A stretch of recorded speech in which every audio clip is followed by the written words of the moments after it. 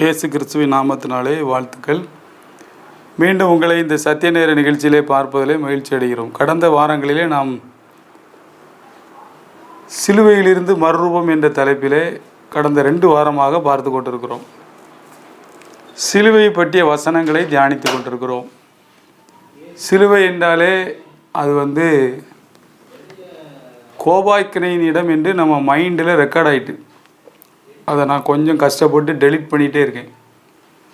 அது கோபாக்கினையின் இடம் இல்லை, பிதாவானவர் தன்னுடைய அன்பை ப்ரூவ் பண்ண இடம், குமாரன் தன்னுடைய அன்பை காண்பித்த இடம், ஆவியானவர் அந்த அன்பை நம்முடைய இருதயத்திலே ஊற்றின ஒரு இடம்தான் அந்த கல்வாரி.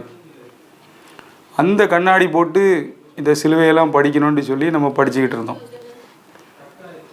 படிக்கும்போது இப்போ கிட்டத்தட்ட லாஸ்ட்டில் கொலோசியர் படித்தோம், ஒவ்வொன்றா படித்தோம். ஒருவேளை பழைய செய்தியெல்லாம் நீங்கள் அந்த முதலூர் சி சுதாகர்னு போட்டிங்கன்னா உங்களுக்கு யூடியூப்பில் கிடைக்கும். ரோமர் 6:6 படித்தோம், 1 கொரிந்தியர் 1:13 படித்தோம், 2 கொரிந்தியர் 13:4, கலாத்தியர் 2:20 படித்தோம், கலாத்தியர் 3:1, 6:14 படித்தோம், எபேசியர் 2:16, பிலிப்பியர் 2:18, பிலிப்பியர் 2:8, கொலோசியர் 1:20 லாஸ்ட்டில் படித்தோம். நம்ம அதுக்கு பிறகு 2ஆம் அதிகாரம் 14-15 படித்தோம், சிலுவையிலே அவர் வெட்டி சிறந்தார். இன்றைக்கி நம்ம என்ன படிக்க போகிறோம்னா, எபிரேயர் புக்கில் சிலுவை வர்றங்கிற இடத்த எடுத்து தியானிக்க இருக்கிறோம். அது நம்மளை எப்படி மறுரூபமாக்க இருக்குது அப்படின்ட்டு படிக்க போகிறோம். எபிரேயர் 6ஆம் அதிகாரம். இந்த எபிரேயர் புக்கை படிக்கும்போதெல்லாம் நீங்கள் பார்த்தீங்க அப்படின்னா, சிலுவையில் என்ன நடந்துச்சு அப்படிங்கிறத அவர் ப்ரூவ் பண்ணுவார். 1ஆம் அதிகாரத்திலேருந்தே அவர் சொல்லிக்கிட்டே வருகிற காரியங்களை நீங்கள் அதிகமாக நீங்கள் பார்க்கலாம்.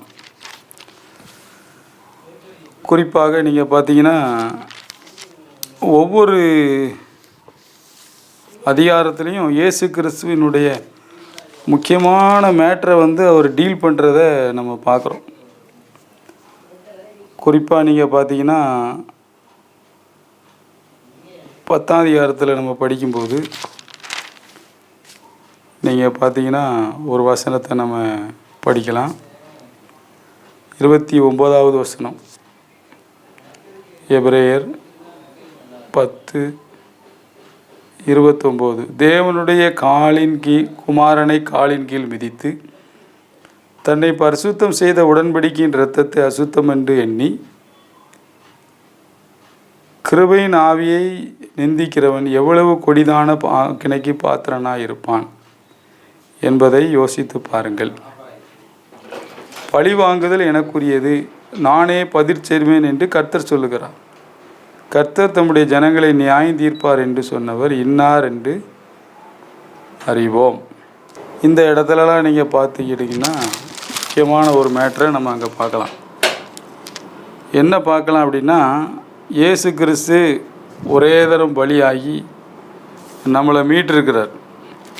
ஆனால் இதை நம்ம யாரெல்லாம் அல்லல் தட்டுறோமோ, யாரெல்லாம் அவமானப்படுத்துகிறோமோ அவங்கள மறுபடியும் புதுப்பிக்க முடியாதுங்கார். எபிரேயர் 6:6 நம்ம அதை படிக்கிறோம். மறுதலித்து போனவர்கள் தேவனுடைய குமாரனை தாங்களே மறுபடியும் சிலுவையில் அறைந்து அவமானப்படுத்துகிறபடினால் மனம் திரும்புதலுக்கு ஏதுவாய் அவர்களை மறுபடியும் புதுப்பிக்கிறது கூடாத காரியம். சிலுவையை ஒருத்தன் அவாய்ட் பண்ணிட்டான் அப்படின்னாலே, அவர் எனக்காக மறிக்கலைன்ட்டு விசுவாசத்துக்குள்ளே வரலைன்னா அவனை திரும்ப ரீஜாயின் பண்ண முடியாதுன்ட்டு இந்த வேத வாக்கியங்கள் நமக்கு சொல்லுகிறது. ஆனாலும் அப்படி 9ஆம் வசனத்தில் பார்த்தீங்கன்னா, பிரியமானவர்களே நாங்கள் இப்படி சொன்னாலும், ஏன்னா நன்மையானவைகளுக்கும் ரட்சிப்புக்குரியலுமான காரியங்கள் உங்களிடத்தில் உண்டாயிருக்குது என்று நம்பி இருக்கிறோம். சிலுவையில் காட்ஸ் லவ் டெமான்ஸ்ட்ரேட் ஆயிட்டு, தேவனுடைய அன்பு அது நம்மளால் விலகிக்கிடவே முடியாது. ஸ்டில் டேட் அப்படி தான் இருக்குது. பவுலே தன்னுடைய நிருபத்தில் சொல்கிறார், கிறிஸ்துவின் அன்பின் நீளம் அகலம் ஆழம் உயரம் என்னதென்று உணர்ந்து அறிவு கெட்டாத அன்பு நமக்குள்ளே வராத பட்சத்தில் நாம் மறுரூபமாகிறது ரொம்ப கஷ்டம். பிதா என்னை எவ்வளோக்குள்ளே நேசிக்கிறாரு, அப்பா, அம்மா மாதிரி ஆவியானவர், அன்னை மாதிரி இயேசு கிறிஸ்து, திரும்ப திரும்ப இந்த லெவலில் நீங்கள் ஆப்ரேட் பண்ணி பாருங்கள், உங்கள் மைண்டு மாறும். இந்த அம்மாவை உண்டாக்குனது, அப்பாவை உண்டாக்குறது, அண்ணனை உண்டாக்குனதெல்லாம் அந்த திருத்துவம் அப்படிங்கிறதே நமக்கு மறந்துடுது. அங்கேருந்து தான் நம்ம வந்திருக்கிறோம். ஸோ குடும்பங்களிலே நாம் வாழுவது ஒருத்தருக்கு ஒருத்தர் கணவன் மனைவியாக, பிள்ளைகளாக, சித்தப்பா சித்தி, பெரியம்மா பெரியப்பா, அண்ணன் தம்பி,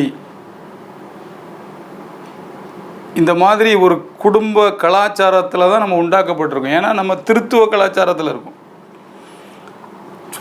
அவர்கள் அப்படி தான் இருக்கிறாங்க. ஏசார் தான் சொல்கிறார், எல்லாரும் என்னை விட்டு போயிருவீங்கப்பா, நான் தனித்திறேன், பிதா என்னோடு இருக்கிறார். அதனால தான் நம்மளை அவள் கைவிட போகிறதே இல்லை. கைவிட தெரியாத தேவன். அது சிலுவையிலே நடந்துட்டு. சிலுவையிலே நம்மளை அவர் கட்டி பிடித்து கொண்டார், அரவணைத்து கொண்டார்.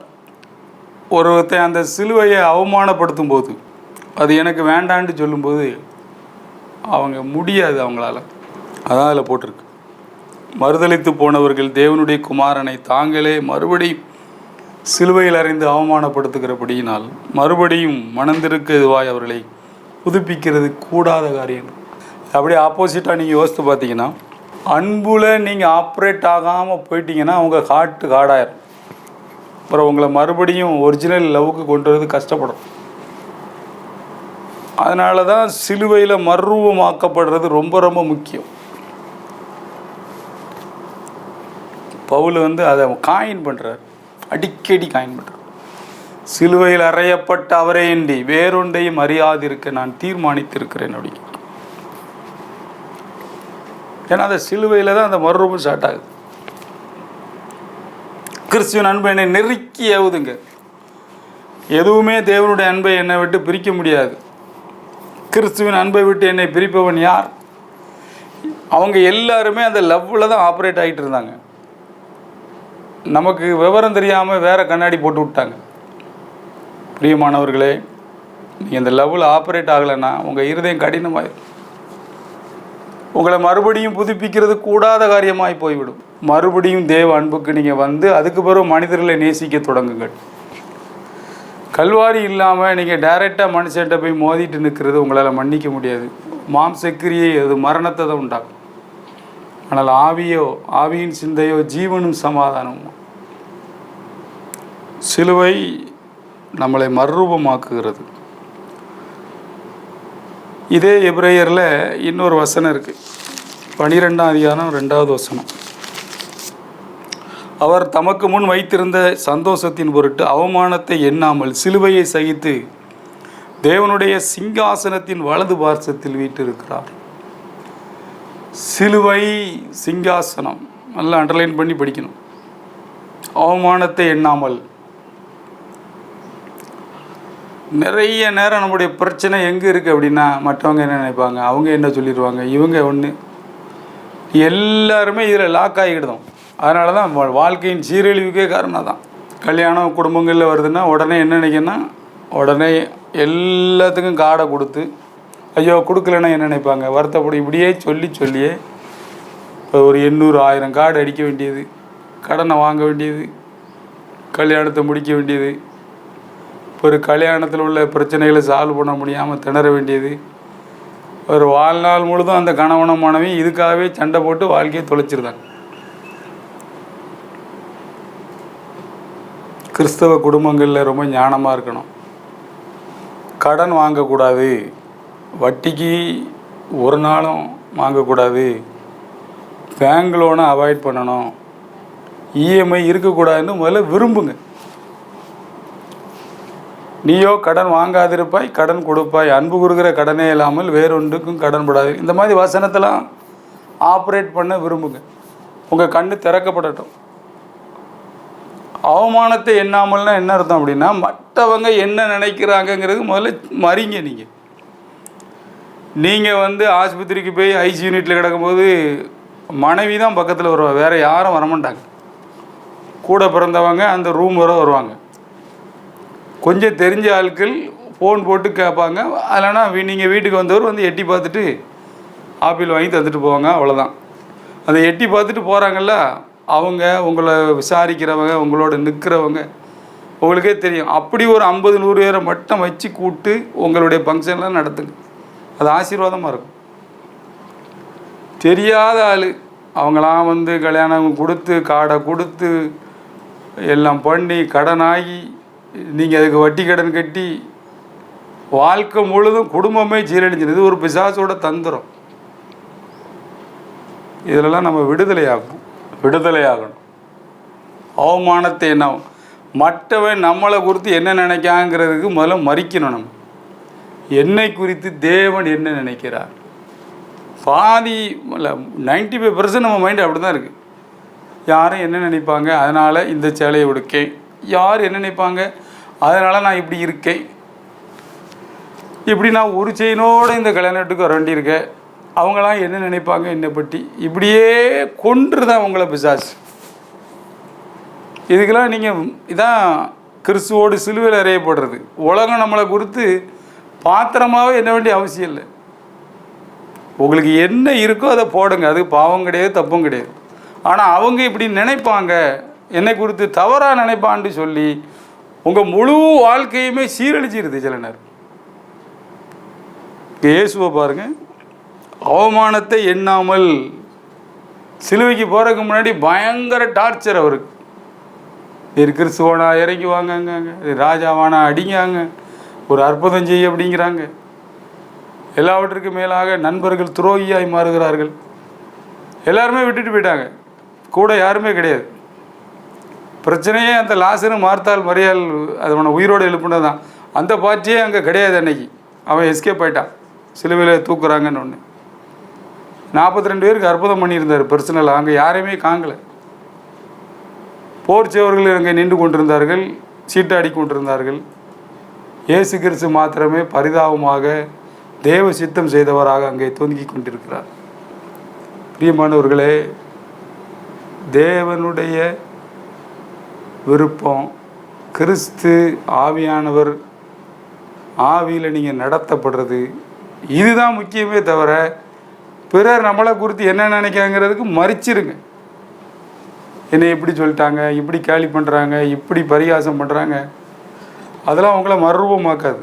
ஆனால் இந்த வசனம் உங்களை மறுரூபமாக்கும்.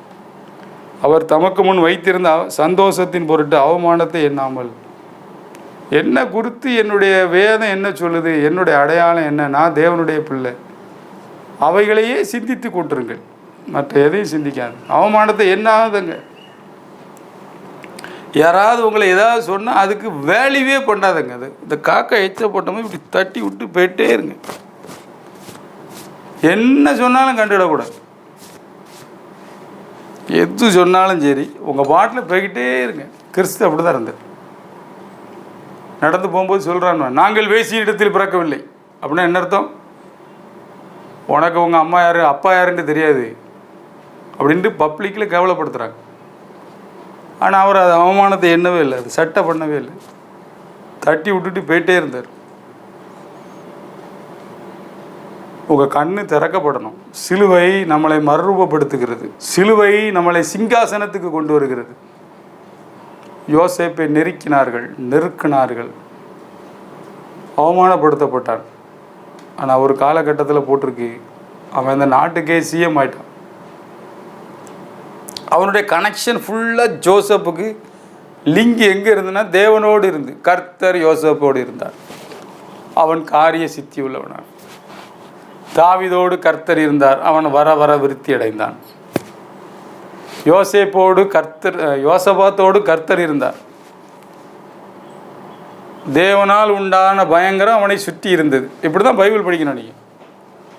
தானியேல் 4 ராஜா காலத்தில் பிரைம் மினிஸ்டராக இருந்தார், அவனுடைய காரியம் ஜெயமாக இருந்தது.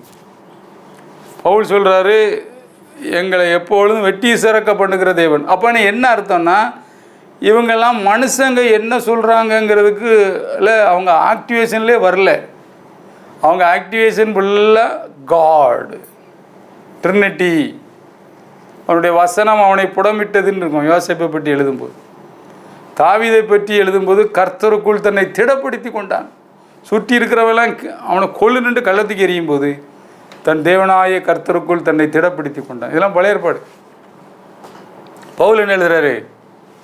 கிறிஸ்துவோடு சிலுவையில் அறையப்பட்டயா, என்னமும் சொல்லிப்போ. உலகம் எனக்கு சிலுவையில் அறை, நீ என்னமும் ஃபார்வேர்டு பண்ணு, என்னமோ நீ வந்து போடு, ஐ டோன்ட் கேர். நான் தான் செத்து போயிட்டேனே, கிறிஸ்துல என்கிட்ட வாழ்கிறாரு. ஸோ அவமானத்தை எண்ணாமல் சிலுவையை சகித்து. ஸோ சிலுவை அப்படின்னாலே காட்ஸ் லவ் தான். அந்த லவ் தான் திரும்ப திரும்ப நீங்கள் அதை மைண்டில் கொண்டு வந்துக்கிட்டே இருங்க. உங்கள் மனம் மறுரூபம் அடையும்.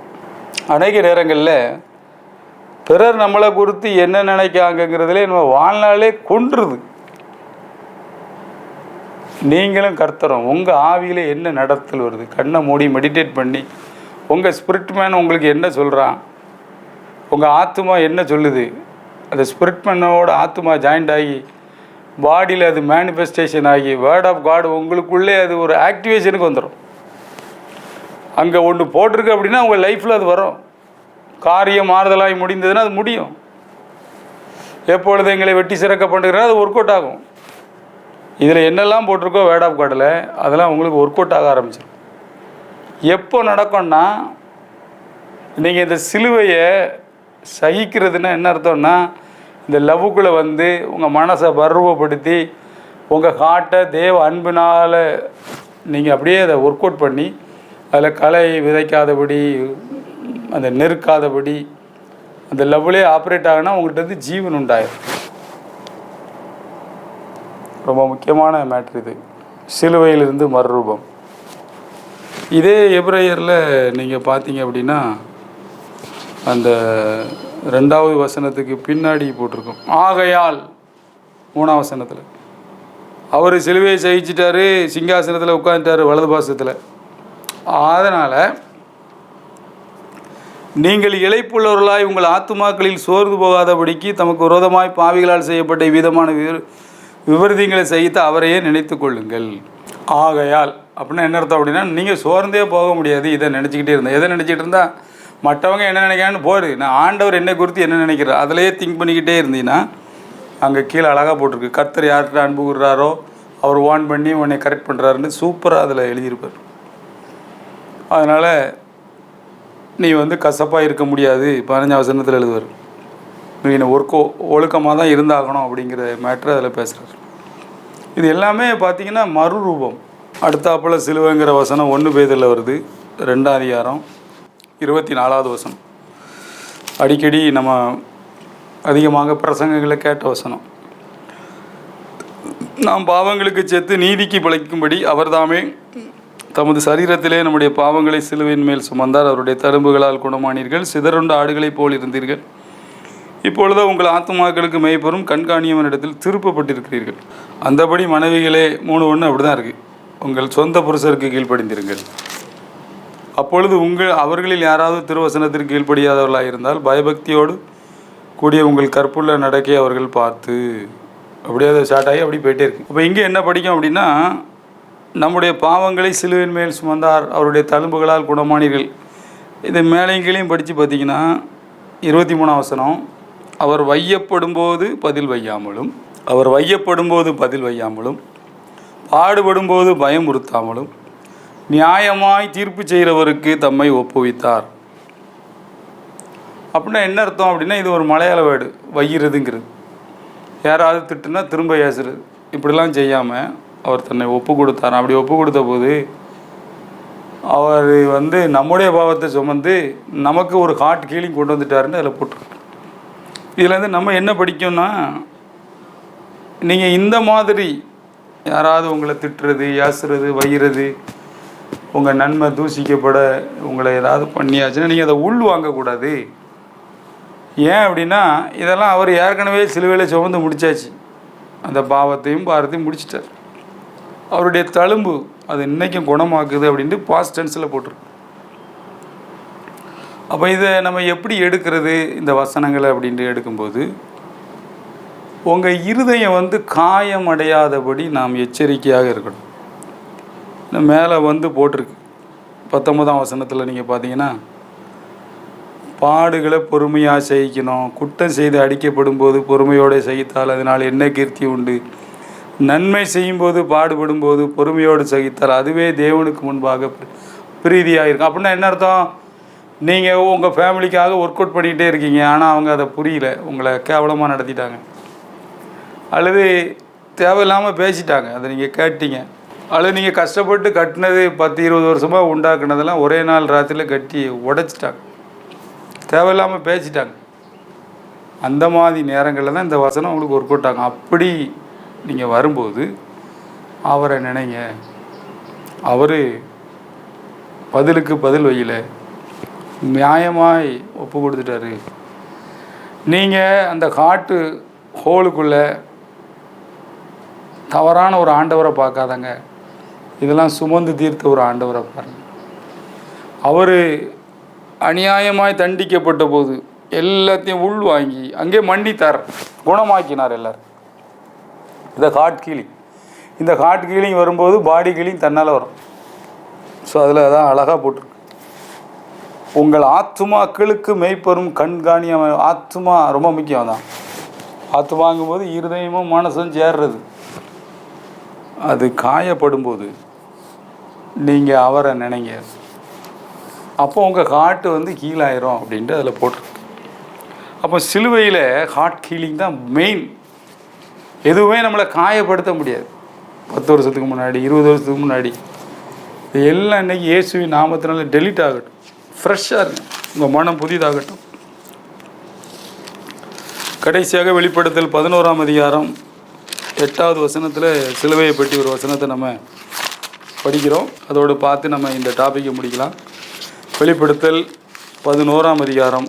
அவர்களுடைய உடல்கள் மகா நகரத்தின் விசாரணை வீதியிலே கிடக்கும். அந்த நகரம் சோதம் என்றும் எகிப்து என்றும் ஞானார்த்தமாய் சொல்லப்படும். அதிலே நம்முடைய கர்த்தரும் சிலுவையிலே அறையப்பட்டார். சரியா?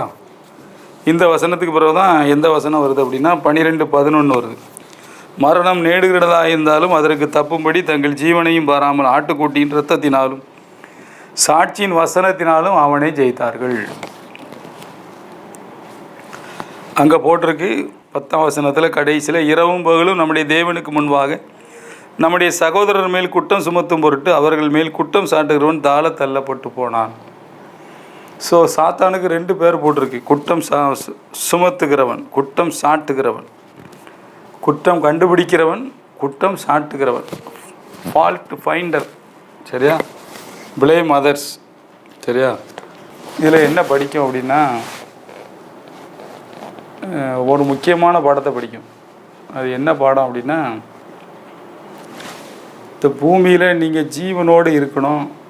ஜீவன்னா உயிரோடு இல்லை, உங்களுக்குள்ளே அந்த லவ் ஸ்டார்ட் ஆகி அந்த தேவனுடைய ஜீவன் உங்களில் ஸ்டார்ட் ஆகி கண்டினியூஸாக அந்த ஜீவ தண்ணீருள்ள நதிகள் புறப்பட்டு போகணும் அப்படின்னா எல்லா காவலோடும் உன் இருதயத்தை காத்துக்கொண்டு வேதம் நமக்கு சொல்லுது.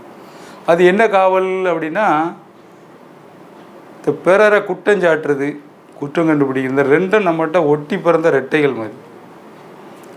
இதில் தான் பிசாசு சிலுவையில் வெட்டி சிறந்தார்னு போட்டிருக்கு, துரைத்தனங்களையும். பிறகு எப்படி அவனுக்கு நமக்குள்ளே ரூட்டு கிடைக்குன்னா, நம்ம யாரையாவது தேவையில்லாமல் பேசும்போது, உள்ளே ஒன்று வச்சு வெளியே ஒன்று பேசும்போது, அல்லது வெளியே ஒன்று வச்சு உள்ளே ஒன்று பேசும்போது நமக்கு வந்து அது ஒர்க் அவுட் ஆயிரும். என்ன ஒர்க் அவுட் ஆயிரும்னா, நாம் பிசாசு வேலையை பூமியில் பிரம்மாண்டமாக செஞ்சிட்ருக்கோம். அதை ஸ்டாப் பண்ணுங்க. இன்னைக்கு உங்களுக்கு இன்றைக்கி மறுரூபம் ஸ்டார்ட் ஆகட்டும். ஒரு நாளும் தேவையில்லாமல் பிறரை பற்றி பேச மாட்டேன். தேவையில்லாமங்கிற வார்த்தையும் தப்பு தான், அது அவசியம் கிடையாது. யாரையாவது பற்றி பேசணுன்னா நல்ல காரியத்தை பேசு, கெட்ட காரியத்தை டெலீட் பண்ணியிருக்கு. தேவனுடைய கேரக்டரை தான். நீங்கள் பைபிள் ஆதி ஆகமத்துலேருந்து வெளிப்படுத்தல் வர பாருங்கள். ஆண்டவர் ஒருத்தனை பார்க்கும்போது, இப்போ நீங்கள் தாவிது அப்படின்னா உடனே உங்கள் மண்டையில் 10 சேபல் தான் வரும். ஆண்டவருக்கு அப்படி வராது, அவன் இருதயத்துக்கு ஏற்றவன்ட்டு வரும். நாத்தான் வேல் அப்படின்னா இயேசு என்ன சொல்லுதாரு? கபடட்ட உத்தம இஸ்ரவேல். விபச்சார ஸ்திரியை பார்க்கும்போது மகளே அப்படிங்கிறார். இந்த கண்ணாடிலாம் நீங்கள் போடணும். பிறரை வந்து அற்பமாக என்றது, அவமானப்படுத்துறது, மைண்டில் வந்து அவங்கள தவறாக நினைக்கிறதுலாம் பிசாசுக்கு உங்களுக்கு வழியை திறந்து விடும். இல்லை, அவன் ஆக்டிவேஷனுக்கு வந்துடுவான். மன்னிக்கிறது, அரவணைக்கிறது, கட்டி பிடிக்கிறது, இதெல்லாம் திருத்துவத்தினுடைய செயல்பாடு. எங்கேயாவது நீங்கள் ஒர்க் பண்ணுறீங்க, ஊழியம் செய்கிறீங்க அப்படின்னா உங்களுடைய ஃபெல்லோஷிப்பை இப்படி லவ்வில் கட்டுங்க, அன்பினால். அது லாங் ஸ்டாண்டிங்காக இருக்கும். உங்களுக்கு நண்பர்கள் இருக்காங்களா? ஏசு கிறிஸ்துக்கு இன்றைக்கும் 12 பேரும் ஃப்ரெண்டு தான். மூப்பர்கள் அங்கேயும் இருக்காங்க பரலோகத்துக்கு. அப்படி லவ் பண்ணார். பைபிள் அழகாக போட்டிருக்கோம், முடிவு பரியந்தான் அவர்கள் மீது அன்பு வைத்தார். எப்போ நீ எப்படி இருக்கோ இல்லையோ நான் உன்ட்ட நல்லா இருக்கேன். பவுல் அப்படி தான் சொல்லுவார். அவர்கள் குறைவாக என்னிடத்தில் அன்பு கூறுவார், ஆனால் நான் அவங்கள நேசிக்கிறேன். இதுதான் உங்களுக்கு மறுரூபமாகும். என்னை அவங்க கண்டுக்கிடலை, ஆனால் நான் கண்டுக்கிடுறேன். ஏன்னா கிறிஸ்து அவர்களுக்காக மரித்தாரே. என் கையை கடிக்க தான் செய்கிறான். மாடு கூட கடலை போல போடுறவன கடிக்காது. ஆனால் நம்ம சோறு போடுற ஆளை குறித்து டக் பண்ணு 5 வருஷம் கஷ்டப்பட்டு படிக்க வச்சுருப்பாங்க, இல்லைன்னா உங்களை உருவாக்கி விட்டுருப்பாங்க. அவங்கள குறித்து திங்க் பண்ணுறதும் இல்லை. சரி, அப்படின்னாலும் பரவாயில்லையே, அவங்கள குறை சொல்லி எவ்வளோ இடத்துல கேவலப்படுத்துகிறோம், கையை கடிச்சிருந்தோமே. அங்கே தான் பிசாசு கிரியை ஸ்டார்ட் ஆகி நீங்கள் இருதய கடினமாயிருதி. வெளிச்சத்துக்கு வாங்க, பிசாசின் கிரியைகளை நீங்கள் விட்டுருங்க. சிலுவையின் வாழ்விலே கசப்பு, வைராக்கியம், கோபம், சண்டைகளுக்கு இடமில்லை. உங்கள் கண்ணு தான் திறக்கப்படும், உங்களுக்குள்ளே ஜீவன் உண்டாகணும். அது லவ்வில் தான் ஆப்ரேட் ஆகும். அந்த லவ் எங்கே ஸ்டார்ட் ஆகுது நமக்கு தெரிய மாட்டேங்கிட்டு தான் ஃபிசிக்கலாக வெளியரங்கமாக சிலுவையில் அவர் கொண்டு வந்தார். இவ்வளோ தூரம் நான் உங்களை நேசிக்கிறேன், அதை நம்மளால் விளங்கி கூட முடியல. அதையும் மாற்றி தான் யோசிக்கும். என் பாவத்துக்காக சேர்த்துட்டார், ரைட்டுப்பா, உன்னை நேசிக்கிறதுக்கு தான் வந்தார். அதையும் பாவம்ட்டு போட்டு பிரசங்கம் பண்ணி 50 வருஷமாக தொலைச்சாச்சு.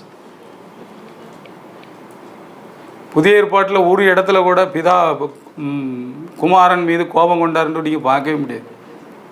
ஒரு இடத்துல கூட நீங்கள் எடுக்க முடியாது. மாறாக வெளிப்படுத்தல் 1:6 இருக்குது, நம்மிடத்தில் அன்பு கூர்ந்து தமது இரத்தத்தினாலே பாவங்களர். ஸோ என்னை நேசிச்சாரு. இந்த தான் காஸ்பல். மடத்தனமாக நேசிக்கிறாரு. இதே மைண்ட் செட் பண்ணுங்கள், உங்கள் மைண்டு மறுரூபமாகும். பிறரை நேசிக்கிறது ஈஸியாக இருக்கும். உலகத்தாருடைய பாவங்களை எண்ணாமல் ஒப்புரவாக்கினான், எதையுமே பொருட்டா இல்லை. அதே மாதிரி நீங்கள் ஒருத்தரை நேசிக்கும் போது, மன்னிக்கும் போது ஒரு பாயிண்ட் வைக்க மாட்டீங்க, ஒரு கரையை வைக்க மாட்டீங்க. அவர் சமாதானத்தை உண்டாக்கி ஒப்புரவாக்கி, இதுதான் நம்மளை மறுரூபப்படுத்துகிறது. ஸோ சிலுவையின் செய்தி நம்மளை மறுரூபப்படுத்த வேண்டும். நாம் ஆவியினால் நடத்தப்படுகிறவர்களாக மாற வேண்டும். நாம் ஜீவனை உடையவர்களாக மாற வேண்டும். நாம் நம்முடைய திருத்துவ தேவனுடைய அந்த அன்பின் கலாச்சாரத்துக்குள்ளே பிறரை மையமாக வைத்து வாழ அழைக்கப்பட்டிருக்கிறோம். நாம் ஒன்றாக இருக்க அழைக்கப்பட்டிருக்கிறோம். சபை என்பது திருத்துவத்தை அப்படியே, அதாவது பூமியில் பரலோகத்தை கொண்டு வந்து முழு ஜனங்களுக்கும் வெளிச்சத்தை கொடுக்கக்கூடிய ஒரு இடம். தேவனுடைய பிரசன்னத்தை அது நம்ம தான் ஏன்றிருந்தான் போகணும். ஏன் ஆவி ஆத்மா சரீரம் ஒன்றாகி, பிறகு நானும் என் மனைவியும் ஒன்றாகி, நானும் என் பிள்ளைகளும் ஒன்றாகி, திரும்ப நாங்கள் சபையாக ஒன்றாகி, இதுதான் பாடி ஆஃப் கிரைஸ்ட். இந்த பூமியிலே மனிதனுடைய, அதாவது தேவனுடைய வாசஸ்தலம் இருக்கிறது, அதுதான் சபை. நம்ம கண்ணு திறக்கப்படணும், மனம் மறுரூபமாக ஒர்க் பண்ணணும், ஹார்ட் கீழிங்கி நம்ம விட்டு கொடுக்கணும். சிலுவை சிங்காசனத்தை கொடுக்கும். இதே பூமியிலே நீங்கள் பரலோக வாழ்க்கையை வாழ முடியும். கண்களை மூடி நாம் ஜெபிக்கலாம். நல்ல பிதாவே, நாங்கள் உம்மை நன்றியோடு துதிக்கிறோம். எங்களை நேசிக்கிறீர், மடத்தனமாக நேசிக்கிறீர். திருத்துவ தேவனாக எங்களுக்குள்ளே அரசாட்சி செய்கிறீர். இந்த அன்பு என் கண்ணை திறக்கட்டும் ஆண்டவரே. இன்றைக்கு திறந்துட்டீங்க. இதை கேட்டுக்கொண்டிருக்கிற ஒவ்வொருடைய இருதயங்களும் தேவனுடைய அன்பினால் நிரப்பப்படும்படி நான் ஒப்பு கொடுக்கிறேன். Heal in the name of Jesus ஆண்டவர்.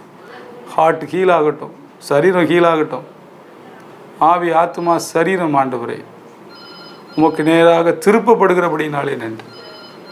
இயேசு கிறிஸ்து மூலம் வேண்டுகிறோம் நல்ல பிதாவே. ஆமென், ஆமென்.